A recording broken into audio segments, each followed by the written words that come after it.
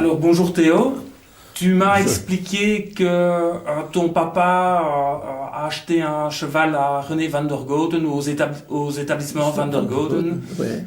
Et donc, qu'est-ce que tu peux nous dire sur cette histoire-là? Que c'était un cheval hors commun qui était très grand, très fort et très courageux, très travailleur, qui était même hors commun parce que Van der Goten, il avait un pas trop grand pour suivre ses autres chevaux. C'est dans ces conditions-là qu'ils l'ont vendu, je crois. Et donc, en fait, ton papa avait acquis ce cheval hors du commun pour faire du travail de maraîchage à Rouge-Gloire. Oui, c'est ça, retourner la terre et transport. En fait, il faisait des petits transports aussi.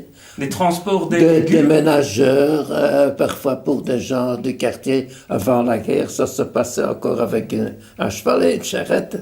Ok. Et le marché surtout, pour aller... Pour 3 apporter fois, le produit. les légumes, ouais, 3 fois par semaine. On allait en ville, donc il y avait à peu près une bonne heure de marche. Avenue La Couronne, il faisait toujours une petite course et il se laissait aller. Il faisait 500 mètres en pas de course. Et alors à la fin, c'était de retour une marche de 5 à l'heure sûrement, un grand pas. Et donc, ce cheval est arrivé en quelle année chez vous, plus ou moins?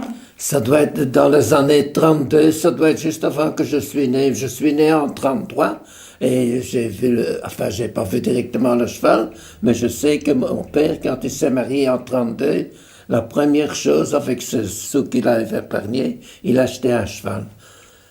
Et ça venait sans doute de la famille Van der Goten, c'était un cheval hors commun qui avait un pas plus grand que les autres.